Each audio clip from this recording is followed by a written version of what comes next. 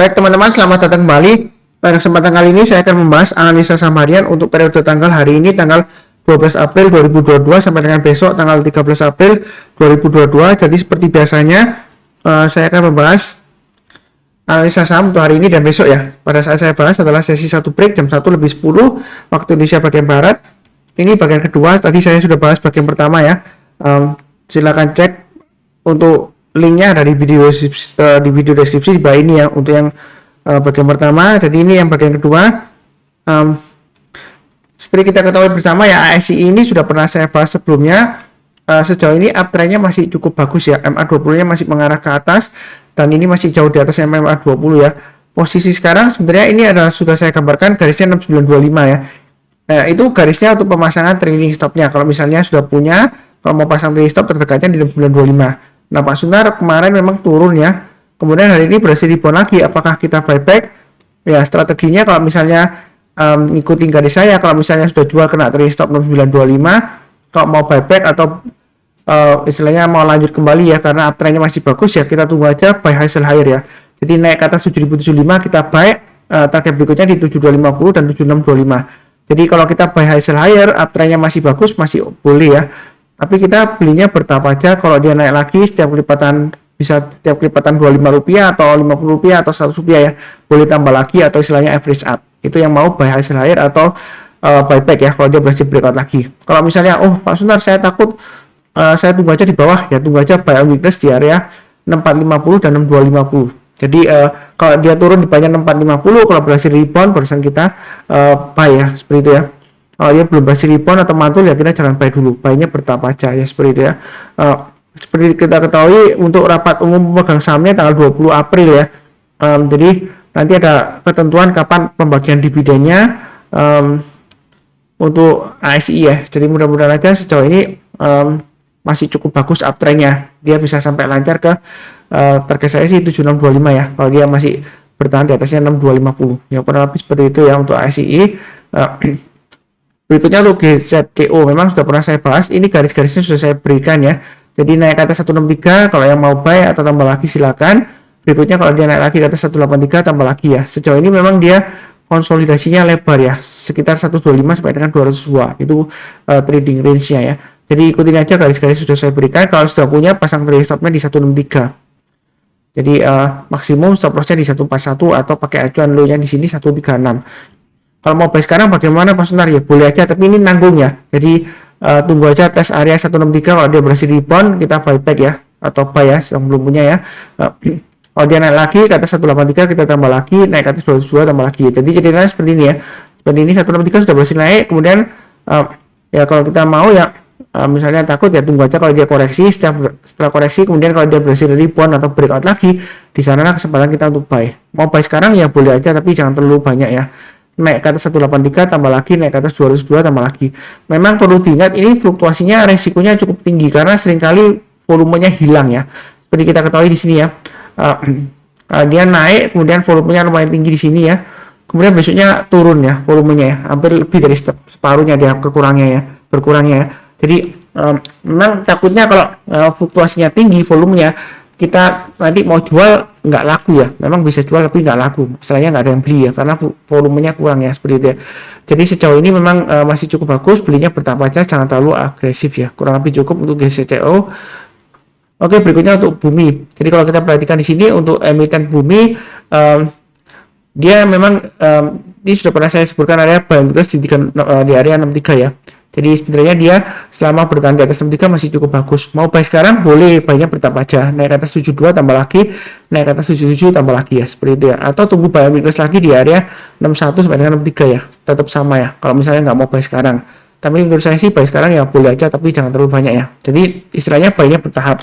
Kalau dia naik kita tambah lagi atau average up. Tapi kalau dia turun kita jangan tambah lagi atau jangan average down ya. Seperti dia pasang trailing stop dan stop loss sesuaikan dengan risiko profil masing-masing ya. Strateginya seperti itu. Kurang lebih cukup lah ya untuk Bumi. Berikutnya untuk AMRT. Jadi AMRT dia berhasil naik lagi Pak Sunar. Kira-kira ini sentimen apa, dividen atau aksi korporasi, saya nggak tahu pasti ya. Seperti itu ya. Jadi kalau ada rapat umum pemegang sahamnya masih belum ada pengumuman ya sejauh ini di RTI bisnis ya. Menurut saya sih untuk laporan keuangan yang terakhir MRT dia cukup lumayan bagus lah seperti itu ya. Jadi ini uptrendnya masih cukup bagus selama dia bertahan di atas 1550. Yang nggak punya, kalau mau tunggu buy and weakness, tunggu aja di 1550 atau 1410 ya, 1435an kurang lebih ya. Jadi buy and weakness itu artinya kalau dia koreksi, misalnya koreksi ya, saya nggak melakukan koreksi nggak, ini uptrendnya masih cukup strong. Kalau dia berhasil rebound, barusan kita buy. Jadi tunggu di 1550 atau 1410. Atau buy high sell higher kalau dia berhasil breakout ya. Kalau ini contohnya seperti ini ya, ini kan ada swing high di sini. Kalau dia berhasil breakout ya kita buy. Kita jangan terlalu takut, wah ketinggian nanti Pak Sunarnya aku di pucuk, enggak ya. Selama kita disiplin, pasang trailing stop dan stop lossnya, buy-nya bertahap aja. Kalau naik setiap lipatan 50 atau 100 rupiah kita tambah lagi ya. Ini target berikutnya masih memungkinkan di 1850 dan berikutnya lagi di 2100-an ya. Kurang lebih seperti itu, mudah-mudahan dia lancar ke atas. Oke. Berikutnya untuk Ace Hardware atau Ace. Ini menarik juga ya, Ace Hardware ya, sudah pernah saya bahas juga. Jadi yang mau buy sekarang boleh ya, saya sudah sebutkan ya, 1110 ke atas boleh tambah lagi atau buy. Memang buy-nya jangan terlalu banyak ya, karena ini ya kalau kita lihat ini seperti double bottom. Sebelumnya dia berhasil naik, kemudian ditutup pas di garisnya ya, kemudian berhasil breakout lagi hari ini ya. Jadi sebenarnya untuk ISIS ini masih ada peluang ya, apalagi kalau kita sudah memasuki masa endemi ya. Nah di sini belinya bertahap aja, naik ke atas 1170 tambah lagi, naik ke atas 1235 tambah lagi. Ya mudah-mudahan sampai 1400 ya, paling tidak di 1325 dikasih lah untuk S hardware. Belinya bertahap aja, ini lumayan bagus ya, asing mulai naik, volumenya naik, juga harganya mulai rebound. Yang kurang lebih seperti itu, mudah-mudahan lancar. Oke, berikutnya untuk Friend. Sudah saya sebutkan, Friend ini memang fluktuasinya lumayan tinggi ya. Ini Pak Sunar, akumulasi asing lumayan bagus gitu ya, ya boleh ya. Selama di atas 83 ya, saya sudah sebutkan itu bagus untuk buy. Memang sebelumnya gagal ya. Pak Sunar saya beli di sini 83 ke atas gagal ya, turun. Tapi kita jangan terlalu kaku. Kalau sebelumnya gagal, belum tentu kali ini gagal ya. Naik ke atas 88 tambah lagi, naik ke atas 92 tambah lagi atau average up. Jadi kurang lebih seperti itu untuk Friend. Mudah-mudahan aja dia sukses sampai 92 ke atas ya, Mas. Minimal lah di 92 lah ya. Kurang lebih seperti itu, belinya bertahap aja, jangan terlalu takut tapi jangan terlalu agresif ya. Karena volumenya masih cenderung lesu ya. MA20-nya, maaf, MA5 harinya untuk volumenya masih cenderung mengarah ke bawah dan masih di bawahnya rata-ratanya ya, seperti itu ya. Mudah-mudahan aja lancar ke atas rebound ya. Oke, berikutnya untuk BBB memang ini belum masih resiko ya kalau mau buy sekarang. Tunggu aja kalau dia sudah berhasil naik ke atas 2100. Seperti yang saya sudah gambarkan ya. Jadi naik ke atas 2100 barusan kita buy. Kalau buy sekarang masih resiko. Kalau misalnya yang sudah punya atau mau coba-coba mau curi start ya, boleh saja pasang stop lossnya di 1800 dan 1700. Tapi menurut saya sih masih resiko ya. Tunggu aja kalau dia naik ke atas 2100 atau paling cepat ya naik ke atas 1960 lah ya kalau mau ya. Karena kalau kita perhatikan di sini selama dia berada di bawahnya 1960 itu sebenarnya masih resiko. Mungkin ada yang bilang, "Oh, Pak Sunar, ini pas nyentuh dia rebound. Ini turun di bawahnya dia berhasil rebound lagi. Kenapa nggak beli sekarang ya?"